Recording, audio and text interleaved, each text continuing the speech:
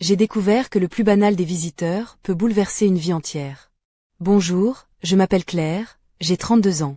Jusqu'à récemment, ma vie à Orléans se résumait à un équilibre fragile entre mon rôle de mère au foyer et celui d'épouse d'un ouvrier du bâtiment, mon mari Julien, qui travaille au jour le jour sur différents chantiers. Nous vivons une existence simple et rythmée par l'incertitude de ces emplois temporaires. Grâce à son ami d'enfance, Laurent, qui est également dans le bâtiment, Julien parvient souvent à trouver des petits boulots. Je ne connaissais pas beaucoup Laurent auparavant. Il venait rarement à la maison, et nos échanges se limitaient à quelques salutations rapides. Mais depuis 1 an, alors que les chantiers se font plus rares, Laurent est devenu un visiteur régulier. Il s'installe dans notre salon, partage nos tasses de thé, et on discute longuement, surtout de travail. Julien, lui, a cette habitude de passer des heures au café du quartier quand il n'a rien à faire. Laurent, en revanche, déteste le café. Je l'ai vite remarqué. Lorsqu'il vient chez nous, il préfère boire notre thé, et il parle avec une sagesse tranquille, sans jamais se forcer. J'ai commencé à apprécier ces moments, surtout parce que je me sentais coincée dans une routine monotone. Notre mariage n'était pas mauvais, mais il manquait de cette étincelle, de cet imprévu qui fait battre le cœur un peu plus fort. Un jour, alors que j'étais seule à la maison, on a frappé à la porte. J'ai pensé que c'était Julien, mais c'était Laurent. « Julien est là ?» m'a-t-il demandé. Je lui ai dit qu'il était sûrement au café, comme d'habitude. Il avait essayé de le joindre au téléphone, sans succès, alors il voulait aller le voir lui-même. Il est resté un instant sur le pas de la porte, un peu hésitant, et je lui ai proposé d'entrer pour patienter. Je ne savais pas encore que ce simple geste allait changer le cours de ma vie. Laurent est entré timidement, ses yeux cherchant un endroit où se poser dans notre petit salon baigné de lumière. Je lui ai proposé une tasse de thé, même si je sentais au fond de moi que ce moment allait être différent. Il a accepté avec un sourire discret, presque gêné, et s'est installé sur le canapé en face de moi. Ses mains tremblaient légèrement en attrapant la tasse, et j'ai remarqué pour la première fois ce mélange de force et de fragilité qui semblait l'habiter. Au début, la conversation a tourné autour du travail, des chantiers en suspens, des perspectives incertaines. Mais petit à petit, nos mots se sont faits plus personnels, plus intimes, comme si un mur invisible entre nous commençait à se fissurer. Il y avait dans son regard une honnêteté brute, une vérité que je n'avais plus croisée depuis longtemps. Je portais une robe légère en coton bleu pâle, simple mais qui soulignait mes épaules, et je sentais la chaleur du soleil traverser la fenêtre, caressant doucement ma peau. Laurent, lui, était habillé d'un pull en laine gris et d'un pantalon en toile, décontracté mais soigné, avec une montre en argent qui brillait discrètement à son poignet. Je sentais l'air chargé d'une tension douce, presque électrique, qui rendait chaque silence plus lourd, chaque regard plus intense. À un moment, alors que je posais ma tasse vide sur la table basse, Laurent s'est redressé soudainement et s'est avancé vers moi. Ses yeux évitaient les miens, mais son corps trahissait une volonté irrépressible de se rapprocher. J'étais figée, prise au piège entre la surprise et une curiosité nouvelle, une envie que je n'avais pas vraiment osé nommer jusqu'ici. Tout semblait suspendu, le temps ralenti, comme si l'univers retenait son souffle. Ce fut le début d'un instant hors du temps, un moment que je savais déjà graver à jamais dans ma mémoire, même si je ne comprenais pas encore toutes ses conséquences.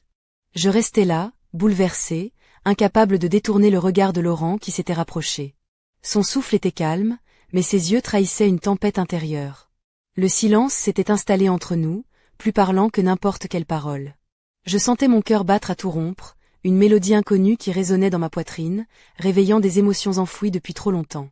Sa main effleura la mienne, un contact léger mais chargé de promesses.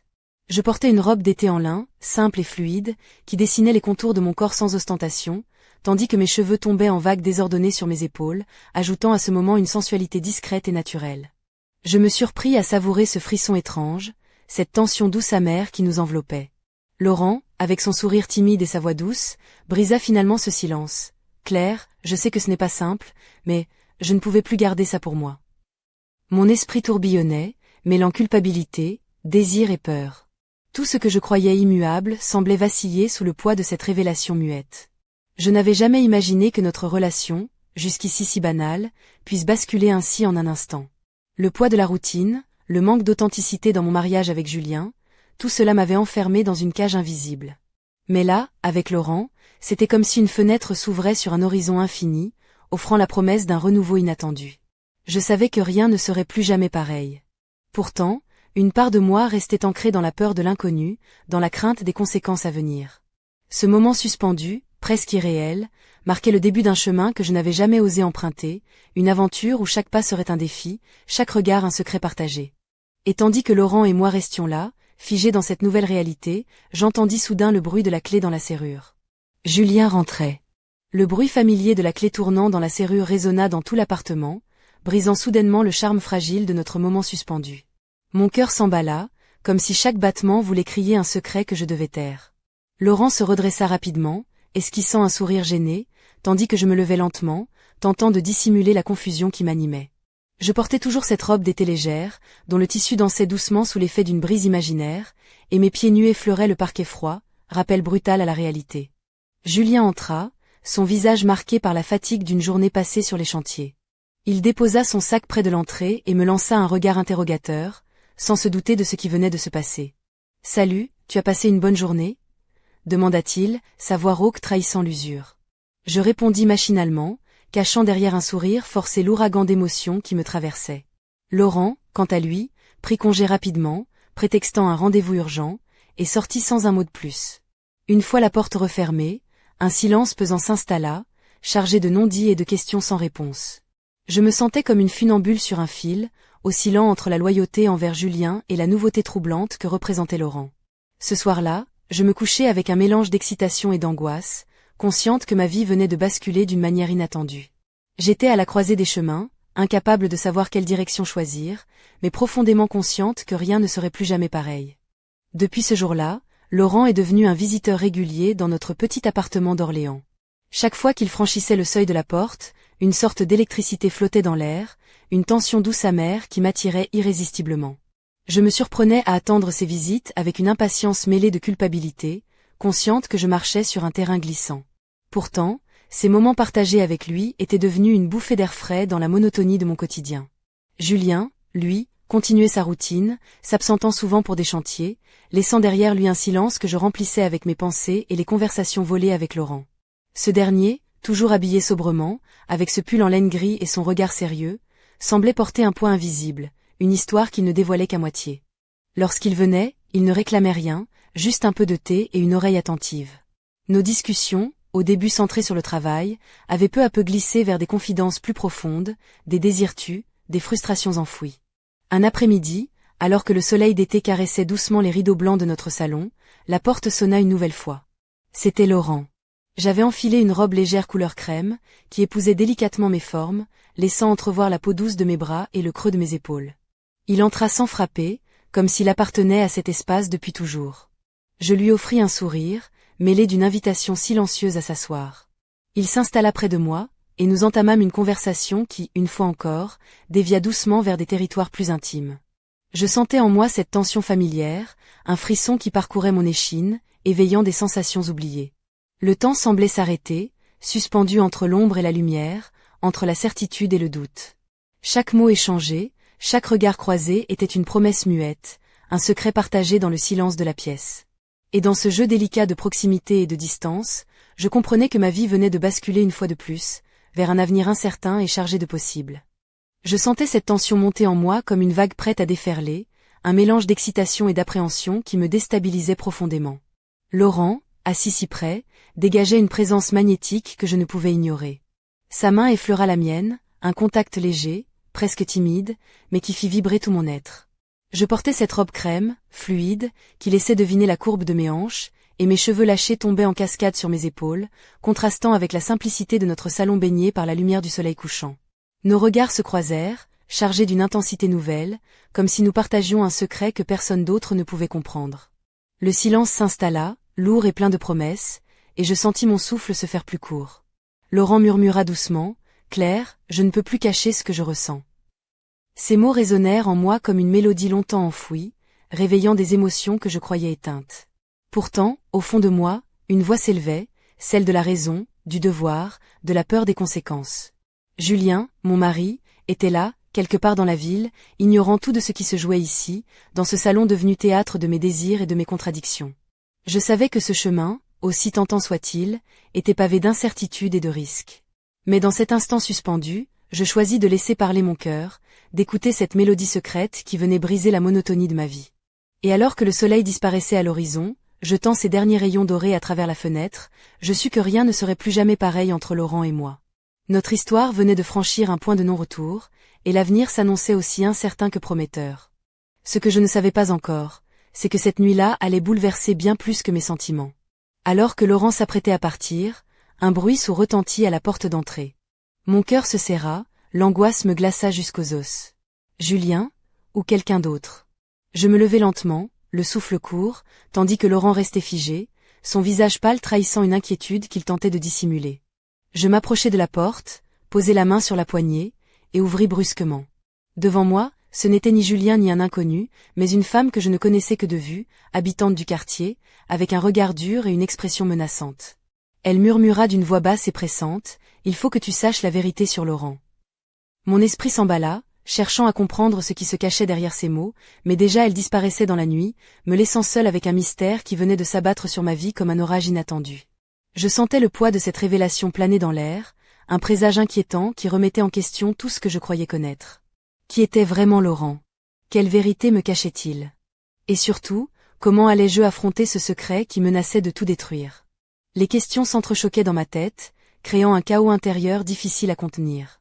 Cette nuit-là, je compris que ma vie venait de basculer dans un monde où rien n'était plus sûr, où chaque pas pouvait me rapprocher de la lumière ou m'enfoncer davantage dans l'obscurité. La silhouette de cette femme mystérieuse s'était évanouie dans la pénombre, me laissant seule au seuil de notre appartement, le cœur battant à tout rompre. Ces mots résonnaient encore dans mon esprit, « Il faut que tu saches la vérité sur Laurent. » Une vérité lourde, invisible, qui semblait peser sur lui plus que je ne l'avais jamais imaginé. Je restais figée, incapable de bouger, tandis que les ombres de la nuit enveloppaient la rue silencieuse d'Orléans. À l'intérieur, Laurent m'observait avec une expression mêlée de peur et de défi, comme s'il savait que ce secret allait enfin éclater au grand jour. Je le voyais sous un autre jour désormais, non plus seulement comme cet homme calme et posé, mais comme quelqu'un qui portait un fardeau invisible. Ce contraste me troubla profondément. Comment avais-je pu ignorer cela si longtemps? Et pourquoi avait-il choisi de garder ce mystère si près de lui? Le doute s'installa, rampant comme une ombre dans les recoins de mon esprit. Était-il celui que je pensais connaître? Cette révélation inattendue fit vaciller mes certitudes. Je me demandais si je devais lui demander des explications tout de suite, ou attendre, prendre le temps de comprendre ce qui se tramait derrière ces silences. Mais une chose était claire, notre relation venait de franchir un seuil, et le moindre faux pas pouvait entraîner une chute vertigineuse. Je sentis alors au fond de moi une étrange détermination naître, mêlée à une peur sourde. Je voulais savoir, comprendre, affronter cette vérité, même si elle risquait de briser tout ce que j'avais construit. Car parfois, c'est dans les ténèbres que l'on trouve la lumière, et je savais que ce secret, aussi lourd soit-il, était la clé d'un avenir que je devais désormais affronter. L'atmosphère dans l'appartement était devenue presque irrespirable, comme si chaque mur retenait son souffle, attendant que la tempête éclate. Laurent et moi restions là, côte à côte mais séparés par un abîme invisible, chacun enfermé dans ses pensées, ses peurs, ses doutes. Je portais toujours cette robe crème qui semblait maintenant me peser, comme un voile fragile entre le passé et l'avenir incertain. Ses yeux, d'un gris profond, semblaient chercher une réponse dans les miens, mais je n'avais aucune certitude à lui offrir. Le silence fut finalement brisé par sa voix, douce et tremblante à la fois. « Claire, il y a des choses que je n'ai jamais voulu te dire, parce que je craignais de tout perdre. » Son regard se perdit un instant dans le vide, puis revint vers moi, chargé d'une sincérité bouleversante. Je sentais que ce moment était crucial, que le poids de ses mots allait décider de notre destin. Il commença à me révéler une part de son passé, une histoire complexe, pleine de blessures et de secrets qu'il avait gardés enfouis depuis des années. Des choix difficiles, des erreurs, des promesses brisées. Chaque phrase ouvrait une nouvelle fissure dans le mur que nous avions construit autour de nous. Mais au lieu de m'éloigner, cette confession éveilla en moi une empathie profonde, une envie de comprendre, d'accompagner cet homme que je découvrais sous un jour nouveau. Alors que la nuit avançait, notre conversation devint un pont fragile entre deux âmes blessées, cherchant à se reconstruire. Je sentais que, malgré tout, il restait encore tant à découvrir, tant à affronter. Et au fond de moi, une question brûlait, plus intense que jamais. Jusqu'où serions-nous prêts à aller pour sauver ce que nous avions, ou pour tout recommencer à zéro? La nuit s'étirait lentement, enveloppant notre appartement d'Orléans d'un voile d'intimité fragile. Laurent me regardait avec une vulnérabilité nouvelle, ses mains tremblantes posées sur ses genoux, tandis que je tentais de rassembler mes pensées, encore secouées par ces révélations. Je portais une robe légère couleur ivoire, dont le tissu glissait doucement sur ma peau, accentuant cette sensation d'exposition, de vérité nue entre nous. Chaque mot qu'il prononçait dévoilait un PAN de son passé qu'il avait caché, non par malveillance, mais par peur. Peur d'être rejeté, peur de perdre ce qu'il avait enfin trouvé en moi, une oreille attentive, une présence sincère. Il me confia qu'il avait traversé des moments difficiles, des choix qu'il avait éloignés de ses proches, des erreurs qu'il regrettait amèrement. Mais surtout, il me parla de ses doutes sur l'avenir, de cette peur constante de ne pas être à la hauteur. Je sentais le poids de ces mots résonner en moi, ébranler mes propres certitudes. Mon mariage avec Julien, si stable en apparence, me semblait soudain fragile, menacé par une vérité trop longtemps ignorée. Pourtant, dans ce salon baigné par la lumière tamisée, une complicité nouvelle naissait, fragile mais sincère. Je sentais que, malgré tout, Laurent et moi étions liés par quelque chose de plus profond que la simple amitié ou la tentation. Alors que le silence revenait, lourd mais apaisant, je posai doucement ma main sur la sienne. Ce geste simple, presque timide, scellait un pacte silencieux, une promesse de vérité et d'acceptation mutuelle. Et tandis que la nuit avançait, je réalisais que notre histoire venait de franchir un seuil, un point de non-retour où tout pouvait basculer, pour le meilleur ou pour le pire.